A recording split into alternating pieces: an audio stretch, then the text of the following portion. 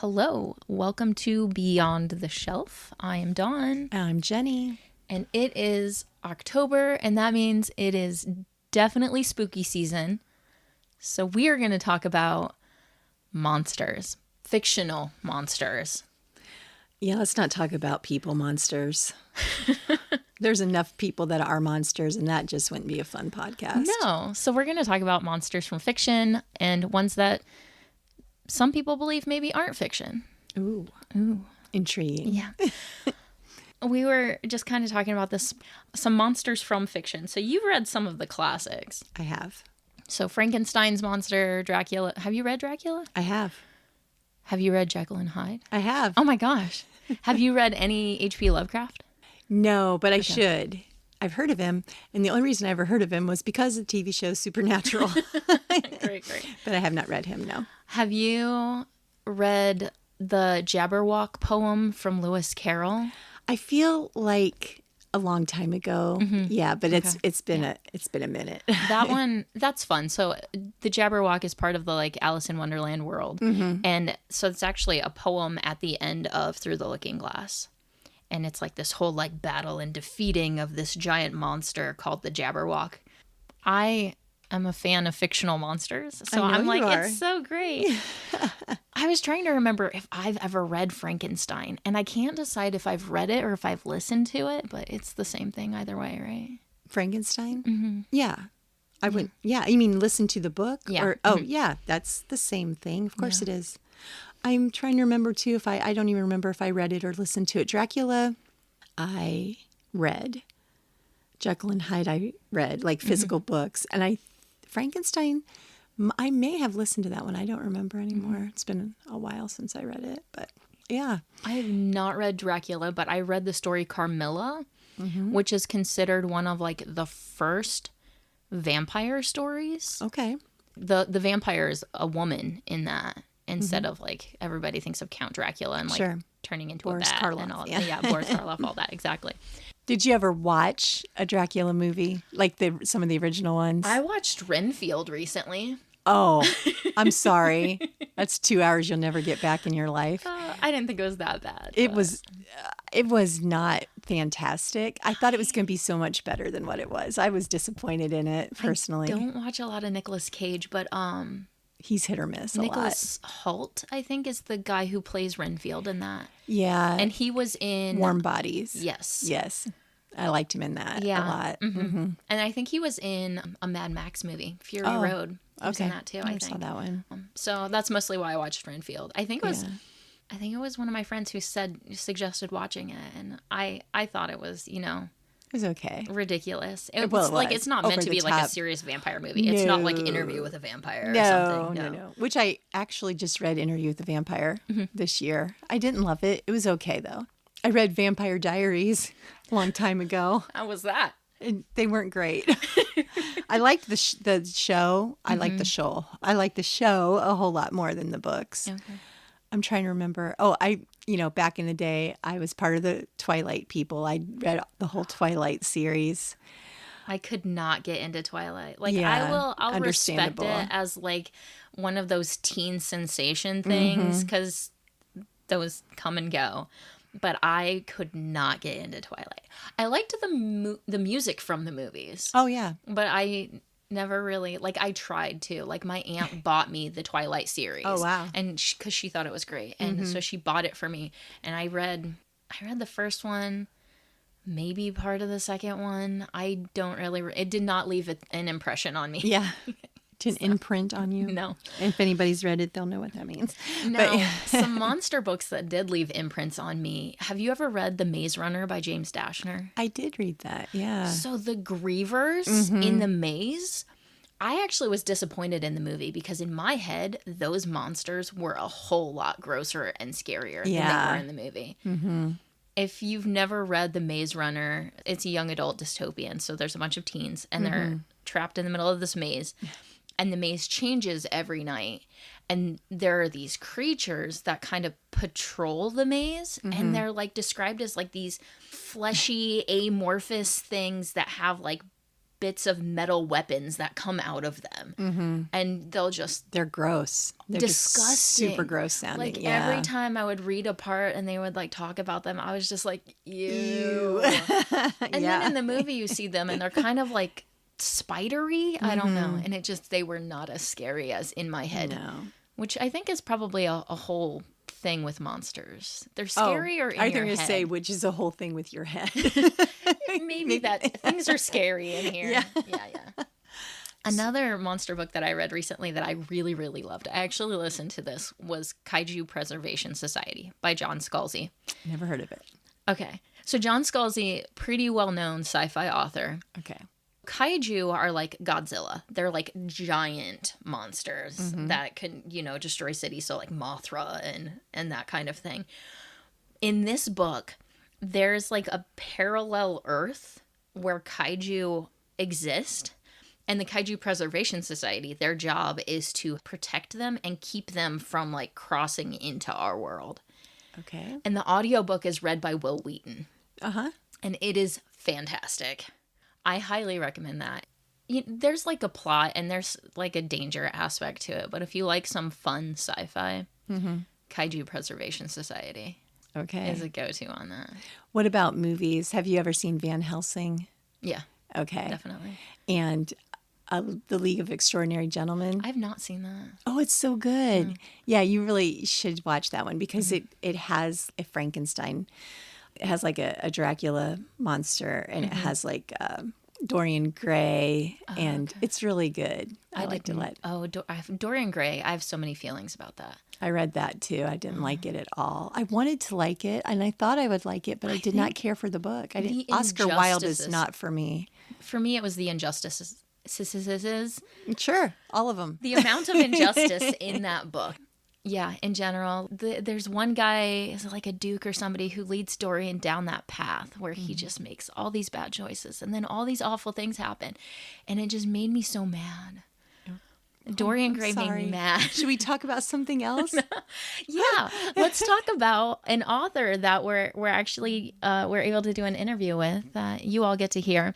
So Greg Scheetz, he was at our local author festival in 2023. We interviewed him, and at that time he had an animal A to Z book called An Aardvark in an Amusement Park, which you liked that book. It was super cute. So his second book that just came out this year is called Bigfoot Walks Barefoot and Other Monsters, Myths, and Aliens. This is a cryptid creatures A to Z book.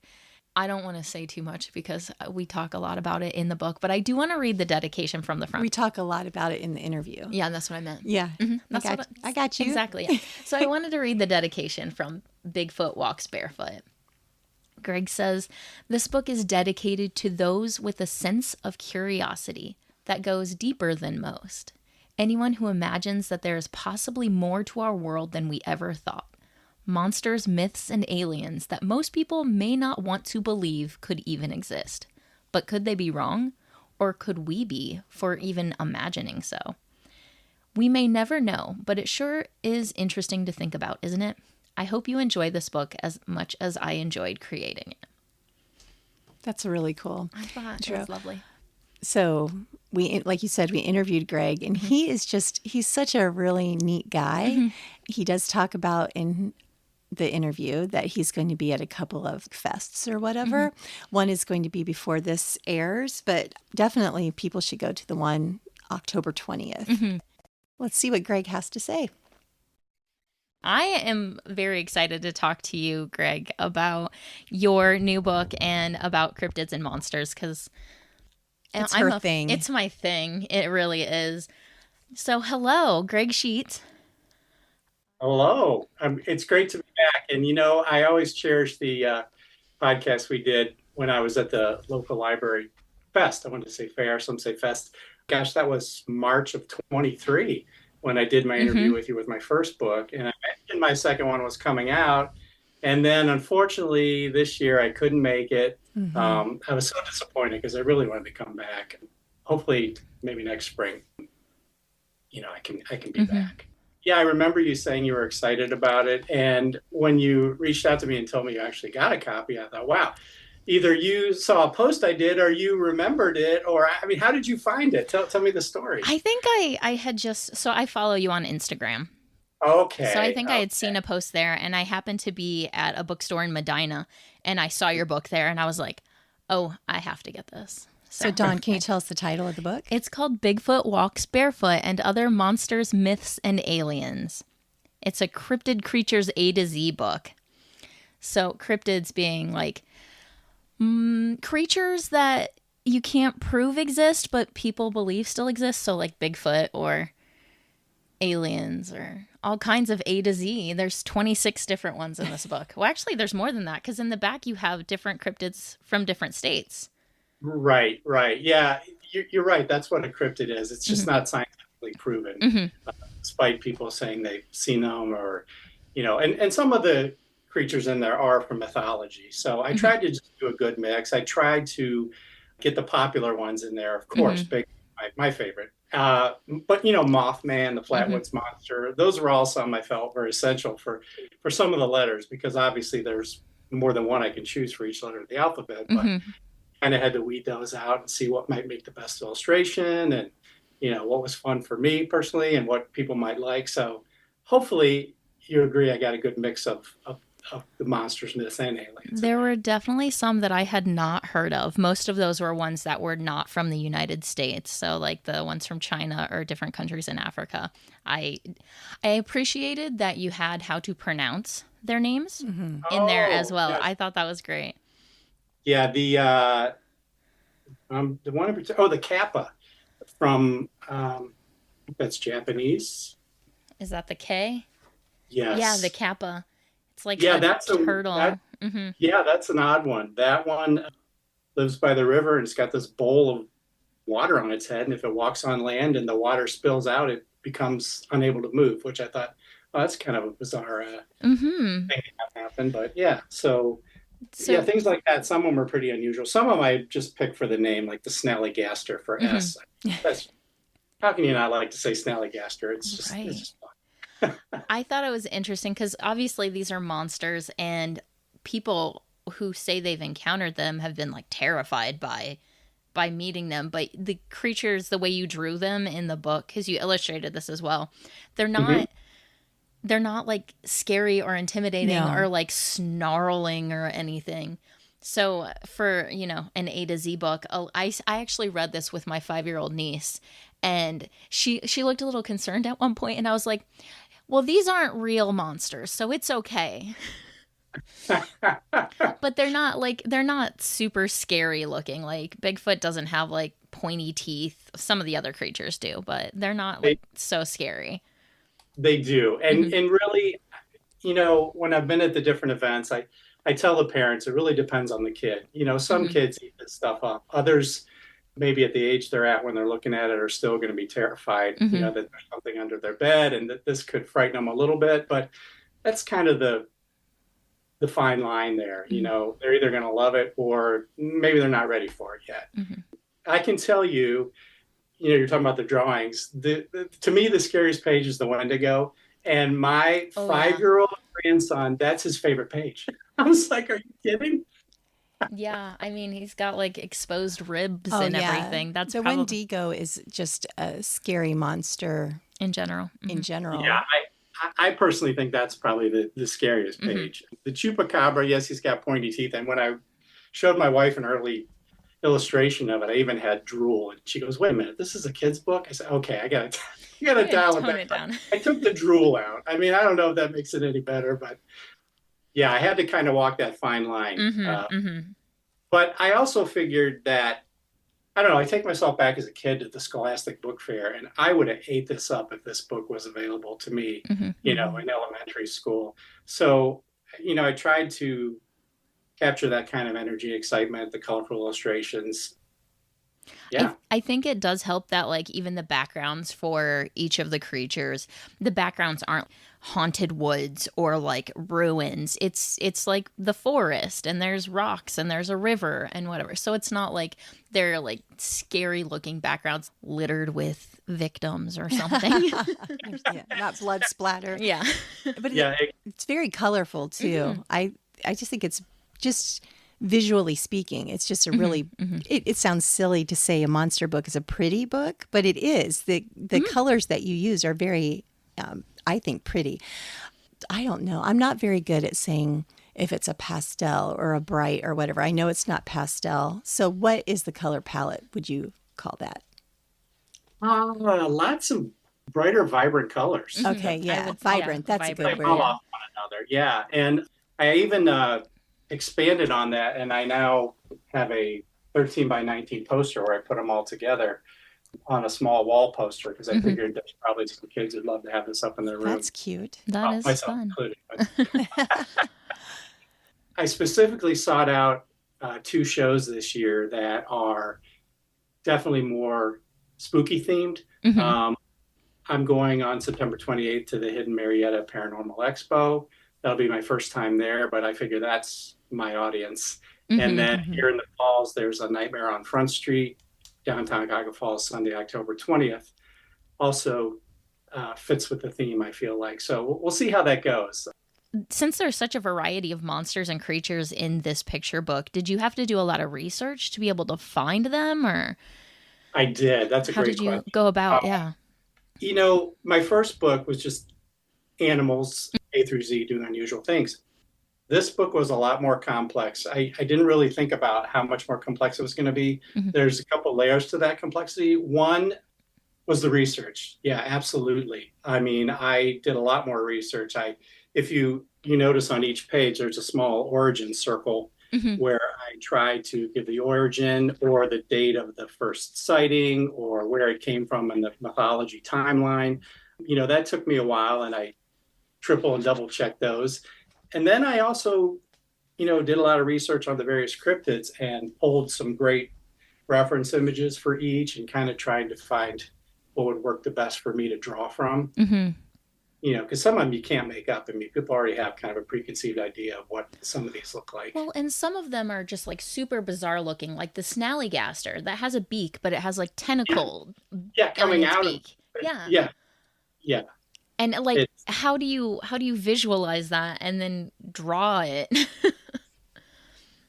Like I said, there were references images that look very similar to that. So I'm like, okay, it's got one cyclops eye, it's got a beak, and it's got tentacles that come out of its beak, and it's got wings and claws. I mean, it's kind of got everything all thrown into one creature. It's like somebody just kept rolling a dice, like, and this and that. Yeah, let's add that.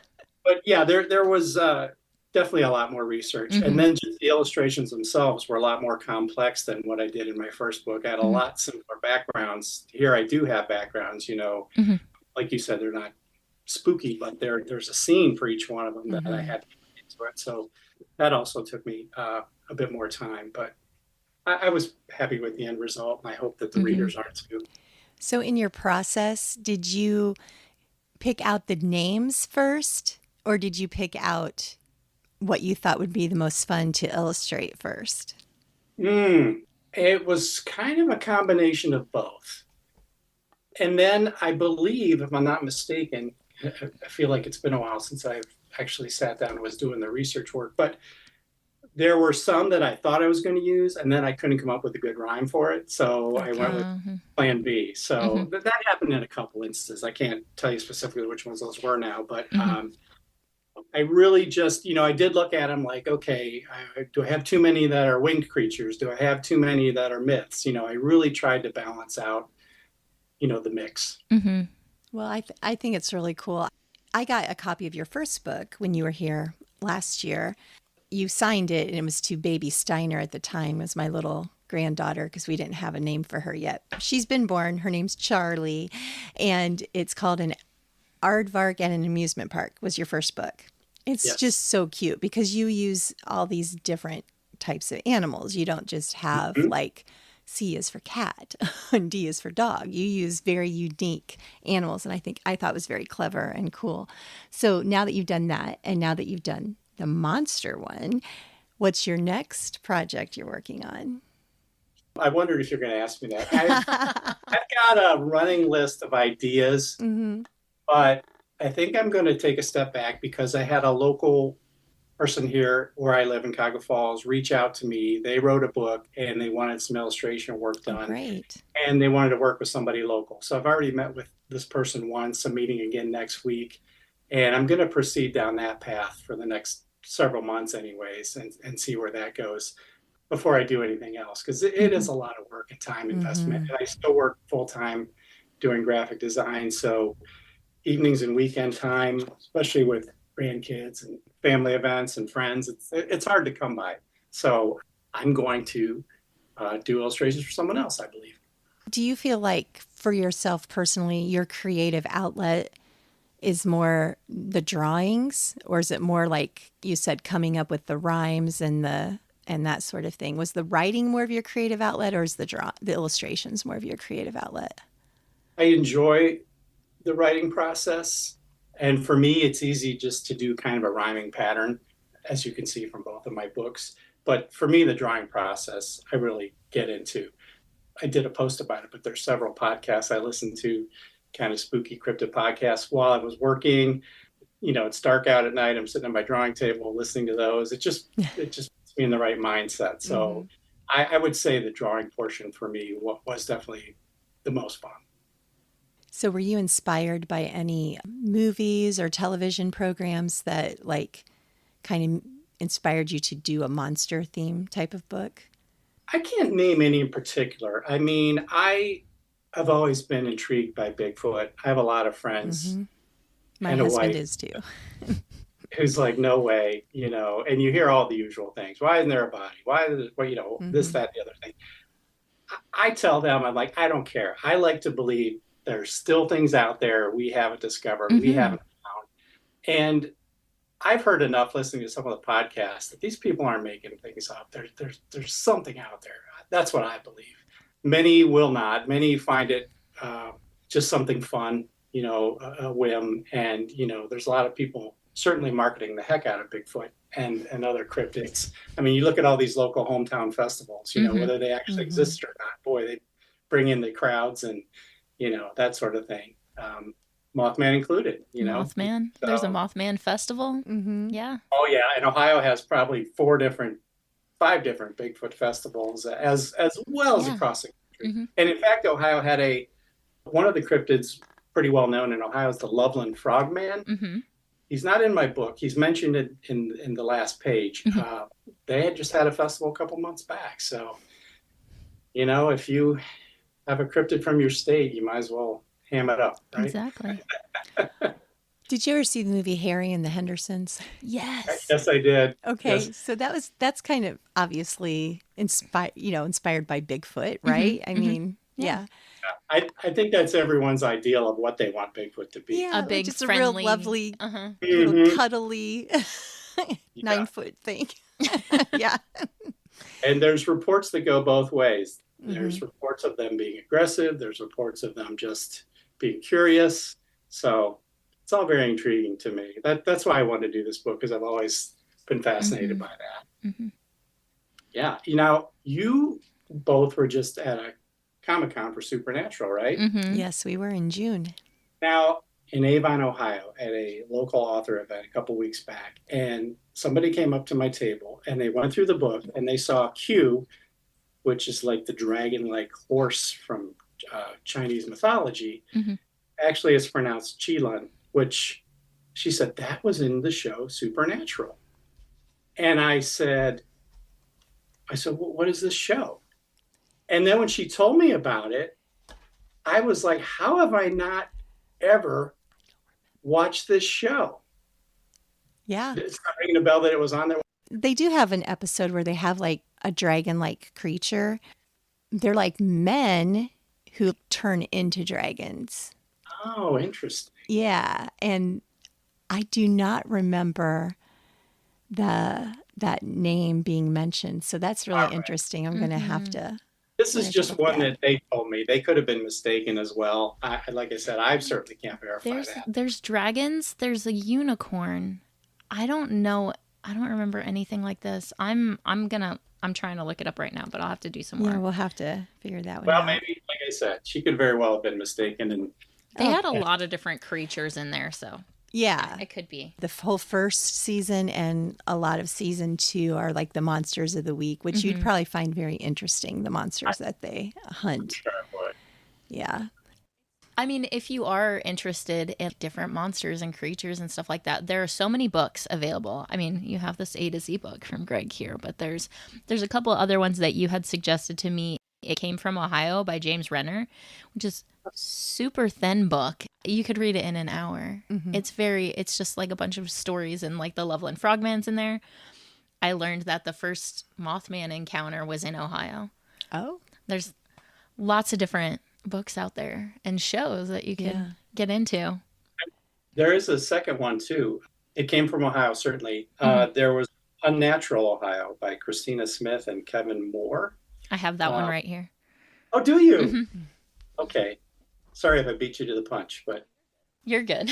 did you read that one? I haven't yet. It's a history of Buckeye cryptids, legends, and other mysteries. Lake Erie has a monster that's like Loch Ness. Hence the hockey team name. Yep. Exactly. And I believe Lake Erie's monster is nicknamed Bessie, I think. South Bay Bessie? That might be it. That's what it says in this book.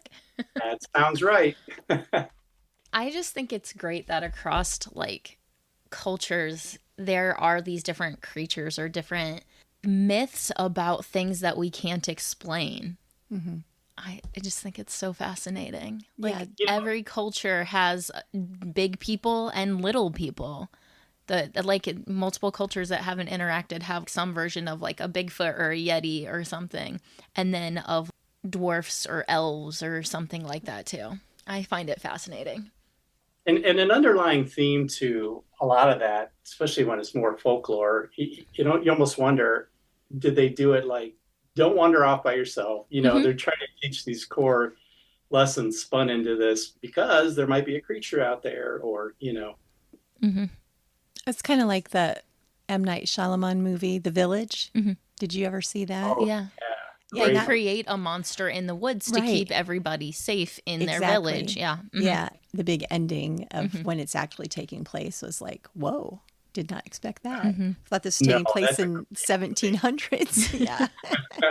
That was a great concept and a great movie. Yeah. All right, Greg. Well, we really appreciate you taking the time to meet with us today. Our listeners are not going to know this, except I'm going to tell on us. We had a bit of a problem getting our audio to work, so thanks for hanging out with us and sticking with us while we could get that to work and meeting with us today. We appreciate that. We would love to have you back at the Author Fest in the spring, so hopefully you'll be available for that. When this podcast airs, which will be the first Friday in October, you'll have already done your September 28th event, but you said that you were going to be, was it Avon Lake on October 20th? October 20th, downtown Cuyahoga Falls. Cuyahoga Falls. Back there on Front Street. Vendors, food, drink, people walking around all costumed up. So that'll be fun. Should be a great time. Yeah. Yeah. And Cuyahoga Falls is it's a really neat little town. I've been there a couple of times. I really enjoy it. Just if anybody is interested, they should just go to visit it because it's really pretty. It's a cool little town. Yeah, stop by, see me. Let me know you heard about it on the podcast. That'd be great. Yeah, that'd be absolutely. Awesome. Always great talking with both of you. Thank you so much for the opportunity. Thank you. Yeah. Well, that was a great interview. Thank you, Greg, for that. Dawn, what do we have coming up in October? October. So we have the Voting for Buckeye Book Awards. This is for kids and teens. They can read some books that have been nominated and then vote on which one they think is best. So we'll have ballots in the children's department and the teen department. One of the teen authors on this list is Natalie D. Richards. Yay. Hey, we know her. We know her. We've interviewed her.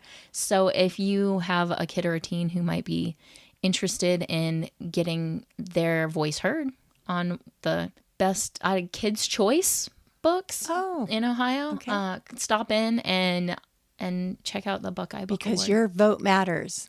Exactly. It's important to know that. And if you go to the Buckeye Book Award website, they have a list of all the nominees and winners from previous years. And there's some really great books in there. And you can vote online then? They can vote online or they can do a paper ballot and we'll put their vote in for them. Yeah. Okay, great. Wednesday, October 9th, the library is going to be closed because we are having a staff development day. That is Wednesday, October 9th. Right. So please don't come here, because if you come here and you see us in there and we don't open the door, it just makes everyone feel bad. So please join us, though, the next day. Yeah. On October 10th when we're open. And we're going to also have book club that day at 10 a.m. and at 6:30. They're going to be reading The Maid by Nita Prose. And the following week on Tuesday, the 15th, Bits and Bytes is back. They are cutting the cord. So this is all learning all about like streaming services for your TV and things like that. That is at 5:30, and you can pre-register. That's a program that we partner with Maslin Library. So we have a techie guy from Maslin who comes and teaches y'all techie things. And then Thursday, October 17th is going to be our family cookbook club at 6 o'clock. So this will be like a family style potluck. The book that they're going to be focusing on is called The Totally Awesome Ultimate Kids Cookbook by Tiffany Dale. Isn't this for like 3rd to 6th graders? Right. Okay. And families. Well, yeah. Yep. To go with the spooky theme of October, on Friday the 18th, which Orville City Schools doesn't have school that day, at 3 o'clock, we're going to have a little teen creative time. We're going to create zombie dolls. So we're going to take those old Barbies and we're going to zombify them, paint them and mess them up and make them look cool. Are they going to be like voodoo dolls too? No. Oh, okay. No. Just didn't know. Just going to transform them into zombie dolls. We're not going to be like pinning anybody. So you can drop in teens 6th to 12th grade and create your own zombie. From 3 to 4:30. Yes. And then we are going to have trick or treat here at the library. That'll be all day on Friday, October 25th. So is there no school that day too? Or will that be younger kids, and then when they're out of school, they can come in? You know, wear a costume if you want to. We always do. Yeah, I guess almost everybody that works here does. I don't work on Fridays, so I won't be here in a costume. But everyone else, go ahead, wear your costume, have a good time. And then we have probably 6, 7 stations where you can stop by and get a little treat at our trick or treat. And that's Friday, October 25th. So that is what is happening in October at the library. Yay. Thank you all for listening yet again, and we'll see you at the library soon. And have a happy Halloween.